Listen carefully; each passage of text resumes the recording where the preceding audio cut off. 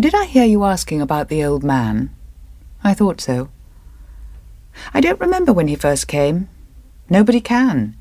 He was here when I arrived, long before the war. Perhaps he came to escape from civilization, much as I did myself. I had the feeling that he had done something, or something had been done to him that gave him a grudge against the world. I remember the first time I set eyes on him, I said to myself, I bet that old fellow is one hell of a character.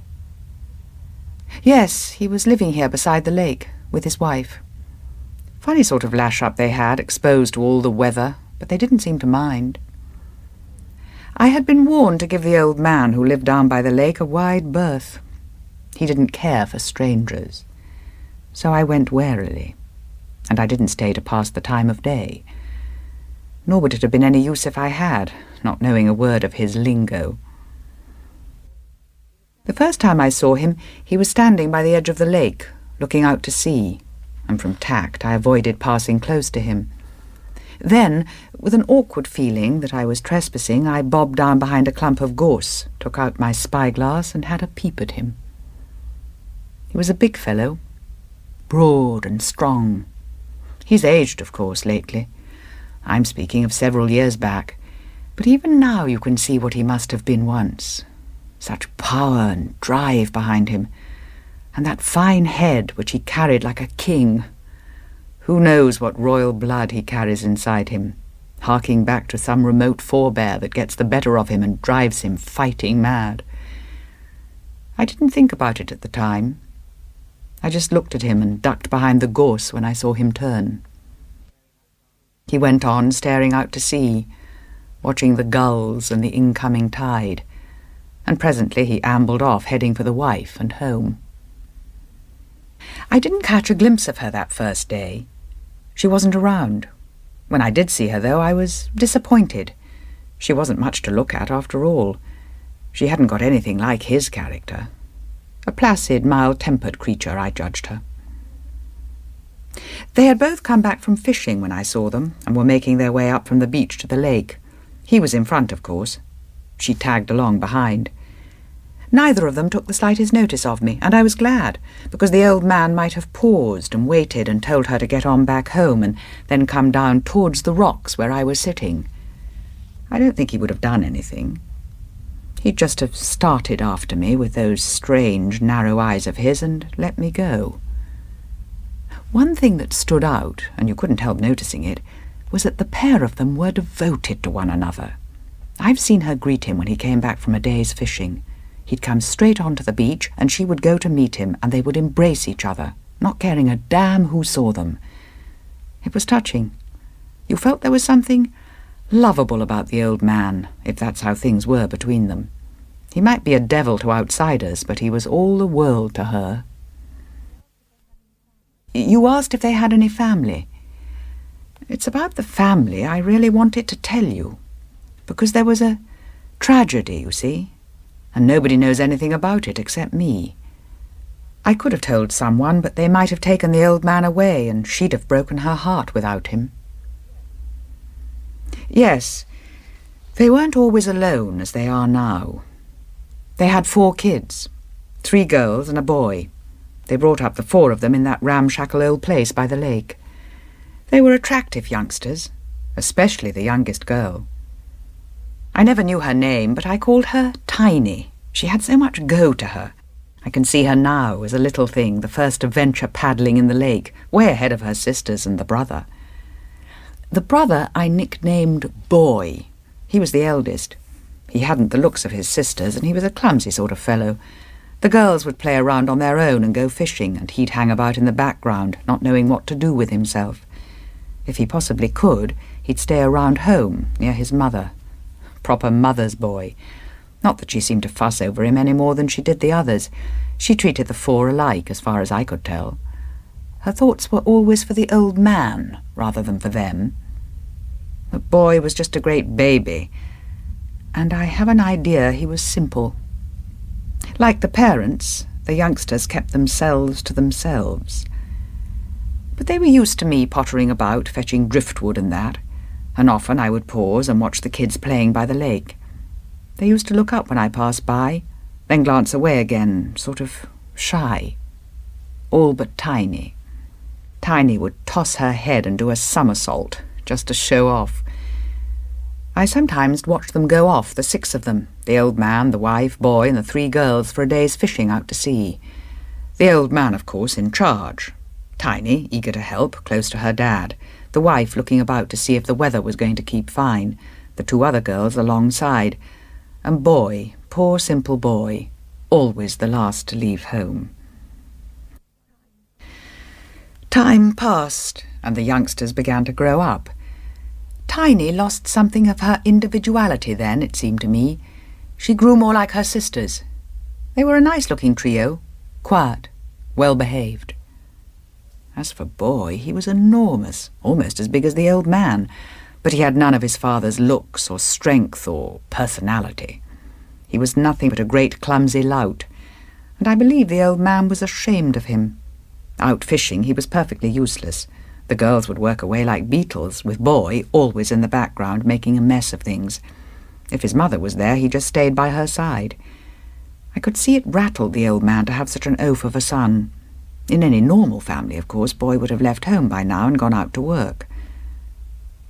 Well, they did leave home at last. At least the girls did.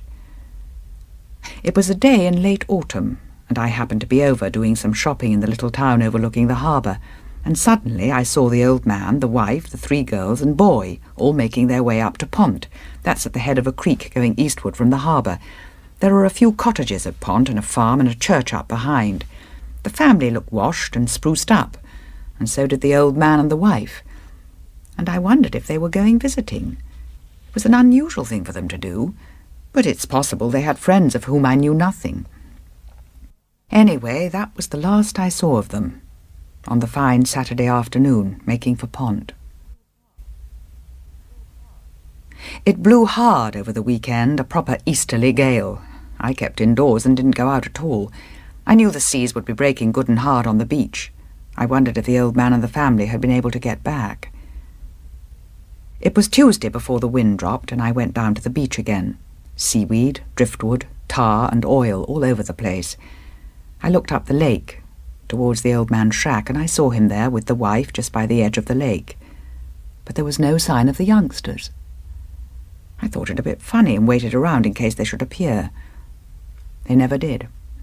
I walked right round the lake, and from the opposite bank I had a good view of their place, and even took out my old spyglass to have a closer look. The old man was pottering about as he often did when he wasn't fishing, and the wife had settled herself down to bask in the sun. There was only one explanation. They had left the family with friends in Pont. I can't help admitting I was relieved. For one frightful moment I thought they had started off back home on the Saturday night and got struck by the gales, that the old man and his wife had got back safely, but not the kids. It couldn't be that, though. Someone would have said something. The old man wouldn't be pottering there in his usual unconcerned fashion and the wife basking in the sun. No, they had left the family with friends, or maybe the girls and boy had gone up country, gone to find themselves jobs at last. Somehow it left a gap. I felt sad. I'd more or less watched them grow up, and now, for no reason, they had gone. I never saw the girls again. They just didn't come back. Once I thought I saw Tiny somewhere up the estuary with a group of friends, but I couldn't be sure. If it was, she'd grown. She looked different. I think the old man and the wife took them with a definite end in view that last weekend, and either settled them with friends they knew or told them to shift for themselves. I know it sounds hard. No doubt he thought it would be for the best, and so it probably was. And if only I could know for certain what happened to the girls, especially Tiny, I wouldn't worry. But I do worry sometimes, because of what happened to Boy. You see, Boy was fool enough to come back. He came back about 3 weeks after that final weekend. I had walked down through the woods, rounded the lake by the marshes to the north, some distance from the old man's place, and the first thing I saw was Boy. He was just standing by the marsh. He looked dazed. He was too far off for me to hail him. Besides, I didn't have the nerve. But I watched him as he stood there in his clumsy, loutish way, and I saw him staring at the far end of the lake. He was staring in the direction of the old man. The old man and the wife with him took not the slightest notice of Boy. They were close to the beach by the plank bridge and were either just going out to fish or coming back. And here was Boy, with his dazed, stupid face. Not only stupid, but frightened. I wanted to say, "Is anything the matter?" But I didn't know how to say it. I stood there like Boy, staring at the old man. And then the old man lifted his head and saw Boy. He must have said a word to his wife, because she didn't move. She stayed where she was, by the bridge. But the old man turned like a flash of lightning and came down the other side of the lake towards the marshes, towards Boy. He looked terrible. I shall never forget his appearance. That magnificent head I had always admired, now angry, evil, and he was cursing Boy as he came. Boy, bewildered, scared, looked hopelessly about him for cover. There was none, only the thin reeds that grew beside the marsh. But the poor fellow was so dumb he went in there and crouched and believed himself safe. It was a horrible sight. I was just getting my own courage up to interfere when the old man stopped suddenly in his tracks, pulled up short as it were, and then, still cursing, muttering, turned back again and returned to the bridge. Boy watched him from his cover of reeds, then came out onto the marsh again with some idea, I suppose, of striking for home. I looked about me. There was no one to give any help, and if I went and tried to get someone, they would tell me not to interfere.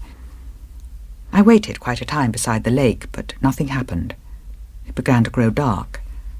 It was no use my waiting there. The old man and the wife left the bridge and went on home. Boy was still standing there on the marsh by the lake's edge. I called to him softly, "It's no use. He won't let you in. Go back to Pont, anywhere but get out of here."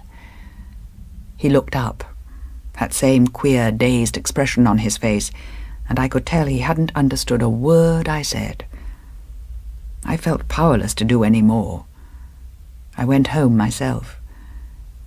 But I thought about Boy all evening, and in the morning I went down to the lake again, and I took a great stick with me to give me courage. Not that it would have been much good. Not against the old man. Well, I suppose they had come to some sort of agreement during the night. There was Boy by his mother's side, and the old man was pottering on his own. It was a great relief. I blamed the mother a good deal. After all, it was up to her to tell Boy he was in the way, that the old man was in one of his moods, and Boy had best get out while the going was good. But I never did think she had great intelligence. She did not seem to show much spirit at any time. However, what arrangement they had come to worked for a time. Boy stuck close to his mother, and the old man left them alone and was more and more by himself. He took to sitting down by the bridge, humped, staring out to sea with a queer, brooding look on him. I didn't like it. I don't know what his thoughts were, but I'm sure they were evil. It suddenly seemed a very long time since he and the wife and the whole family had gone fishing, a happy, contented party. Now everything had changed for him. He was thrust out in the cold, and the wife and Boy stayed together. I felt sorry for him, but frightened too, because I felt it could not go on like this indefinitely. Something would happen. One day I went down to the beach for driftwood. It had been blowing in the night, and when I glanced towards the lake I saw that Boy wasn't with his mother. He was back where I'd seen him that first day on the edge of the marsh. There he was, back on the marsh, a great, big, frightened, foolish fellow, and there was the old man outside his home staring down towards his son with murder in his eyes. I said to myself, "He's going to kill him." The mother was useless. She would not prevent it. If only Boy would see one little grain of sense and go. I watched and waited until nightfall. Nothing happened. It rained in the night. It was grey and cold and dim. December was everywhere, trees all bare and bleak. I couldn't get down to the lake until late afternoon, and then the skies had cleared and the sun was shining in that watery way it does in winter, a burst of it, just before setting below the sea. I saw the old man, and the wife too.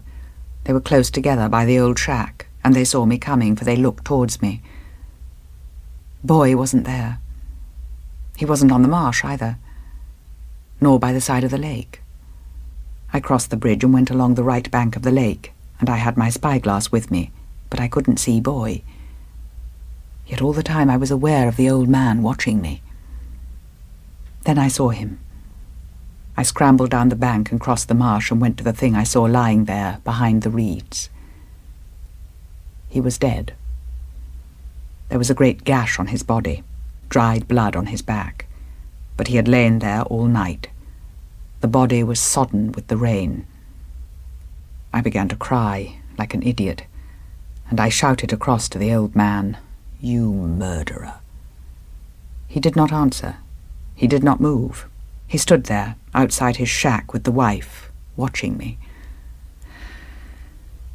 You'll want to know what I did. I went back and got a spade, and I dug a grave for Boy in the reeds behind the marsh, and I said one of my own prayers for him, being uncertain of his religion. When I had finished, I looked across the lake to the old man. And do you know what I saw? I saw him lower his great head and bend towards her and embrace her, and she lifted her head to him and embraced him too. It was both a requiem and a benediction, an atonement and a giving of praise. In their strange way they knew they had done evil, but now it was over, because I had buried Boy and he was gone. They were free to be together again, and there was no longer a third to divide them. They came out into the middle of the lake, and I suddenly saw the old man stretch his neck and beat his wings, and he took off from the water, full of power, and she followed him. I watched the two swans fly out to sea, right into the face of the setting sun, and I tell you it was one of the most beautiful sights I ever saw in my life. The two swans flying there, alone, in winter.